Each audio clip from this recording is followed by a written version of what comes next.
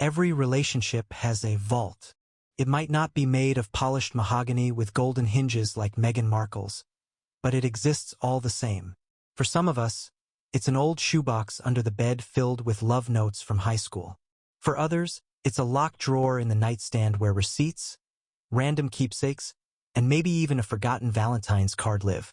But when you're a duchess, your vault isn't a shoebox. It's a literal jewelry vault, tucked away like a dragon's treasure, gleaming with priceless gems and the stories they carry. But before we continue, please subscribe, like, and turn on the notification bell for more updates. Now, here's where it gets fascinating. Jewelry in royal culture isn't just about sparkle. There's politics, history, symbolism, and sometimes strategy. Think about it. Every tiara Meghan has ever worn carried more meaning than an accessory. Was she honoring tradition? Was she breaking it? Was she making a statement about independence, modernity, or even rebellion? Each jewel whispered its own message to the world. So when Prince Harry stepped into Meghan's private vault, he wasn't just stepping into a room of diamonds and pearls. He was walking into a museum of their relationship, curated by Meghan herself. Imagine the glint of the engagement ring Harry gave her, crafted with Diana's diamonds, resting next to the wedding bands that once symbolized forever. Add to that the collection of brooches, earrings, and necklaces that dazzled photographers across continents, and you've got more than a jewelry box. You've got a diary written in gemstones. But as anyone who's ever snooped through an old partner's drawer knows, diaries don't always tell the story you expect. Jewelry as a royal love language. Let's rewind for a second. Historically, royal jewelry has always doubled as a kind of love language. Think about Queen Victoria and her endless lockets of Albert's hair, a little creepy now, but wildly romantic back then. Or Princess Diana, whose sapphire engagement ring wasn't just beautiful. It became iconic, passed down to Kate Middleton and celebrated as a symbol of continuity. Jewelry has always been shorthand for love, power, and legacy. So Meghan's vault should have been a treasure chest of romantic milestones. The engagement ring, the wedding tiara, the anniversary gifts, all sparkling reminders of a love story that captured headlines around the globe. But here's where things take a darker twist. This wasn't just a vault of love. It was a vault of secrets, a vault as a mirror of the soul. Let's make this relatable. If you open someone's private collection, what would it say about them?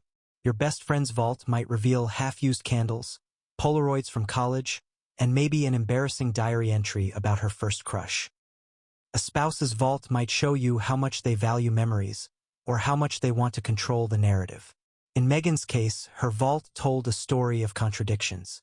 On one side, glittering jewels representing public love. On the other side, drafted divorce papers representing private doubt. It's like opening a fridge and finding champagne, right next to spoiled milk. And that begs the question, why keep such opposites together? Why place symbols of eternal commitment beside the blueprint for walking away? The psychology of keeping secrets in plain sight. There's actually something psychologically fascinating here. People often hide their most sensitive secrets in plain sight. Think of how some folks tuck emergency cash inside cookbooks, or hide passwords in the Notes app disguised as a grocery list. Meghan's choice of storage might have been more strategic than accidental. By placing the divorce papers among the jewels, perhaps she thought no one would look too closely. After all, who rifles through tiaras and necklaces expecting to find legal documents? But here's the kicker. Secrets like these aren't just about hiding, they're about control. Whoever controls the vault controls the story. For Meghan, the jewels represented her public role. The divorce papers represented her private power. Both mattered, but in different ways. A relatable vault moment. Let's be honest. Haven't we all had our own vault moments? Maybe you found an old breakup letter you forgot you kept. Or maybe you've stumbled across a photo of your ex tucked into a book. For a second, your stomach drops, and you ask yourself, why do I still have this? That's exactly what Harry must have felt, but multiplied by 1,000, because this wasn't a harmless memory. This was a roadmap for the end of their marriage. And the strangest part? We don't know if Meghan meant for him to find it. Was it accidental? Or was it a carefully placed breadcrumb, designed to remind Harry that no matter how powerful he felt, she always had the upper hand, the cliffhanger. So here we are, a vault meant to showcase jewels of love, hiding the sharp edge of a legal blade. What started as a symbol of devotion became the stage for betrayal. And the more you think about it, the more chilling it gets. Because if jewelry vaults are meant to hold treasures of the heart, then Meghan's vault didn't just hold jewels. It held a question mark. The kind of question mark that forces you to ask. Was this vault a sanctuary of love, or a time bomb waiting to go off? Prince Harry's discovery, the day the illusion shattered. Picture this. It's a quiet afternoon in Montecito. The California sun is dripping through the curtains like golden honey. The kind of day that makes you believe in fairy tales. Harry, restless as always, finds himself wandering into a private corner of the house, a place he rarely enters. Meghan's jewelry vault. He doesn't go in often. Why would he? That space belonged to Meghan, filled with glittering tiaras, necklaces, rings, and a treasure chest of memories from their whirlwind romance. But something pulls him in this time.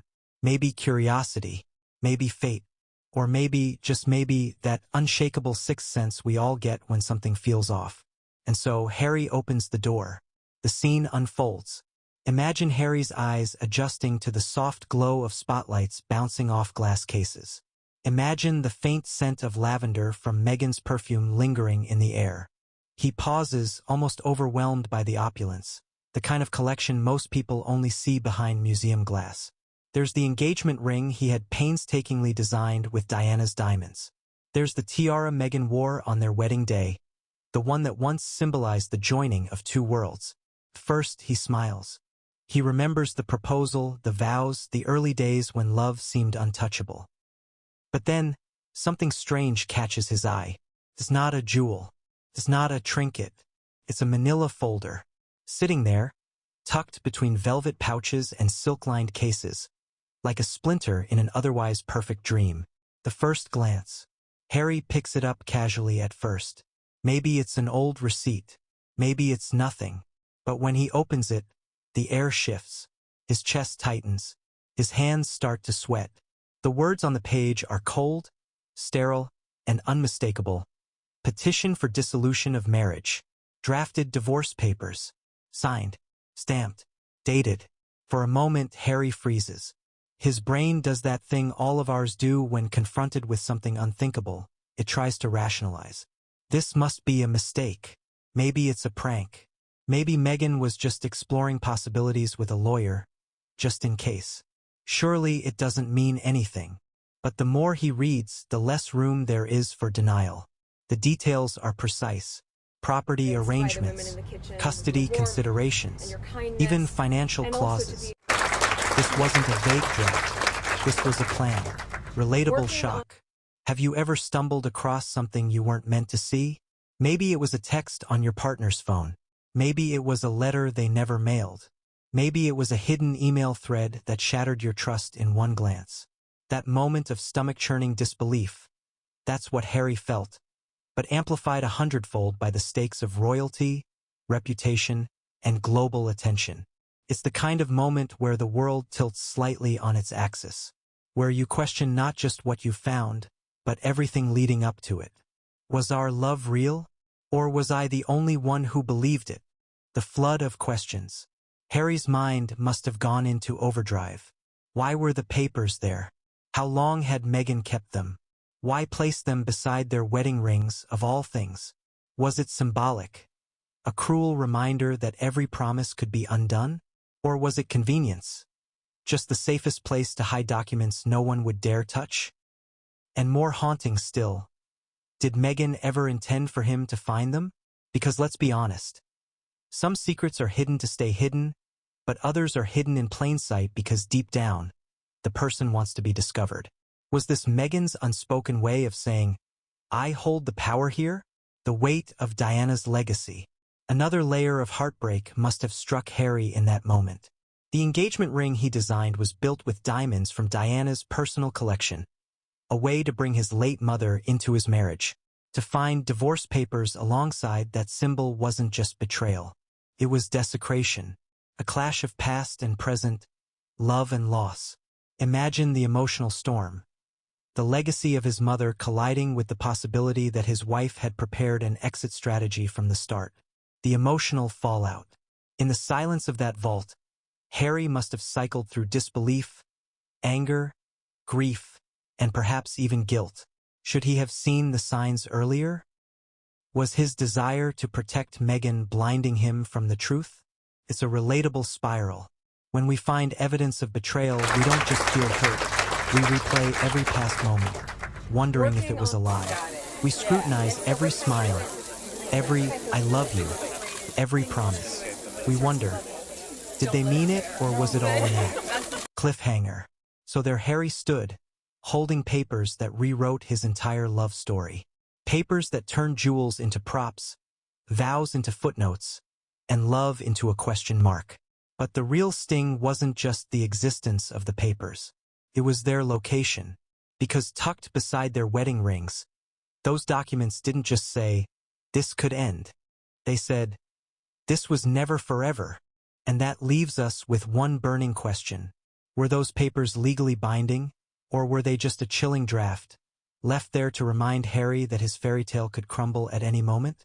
Divorce papers beside the rings, a cruel juxtaposition.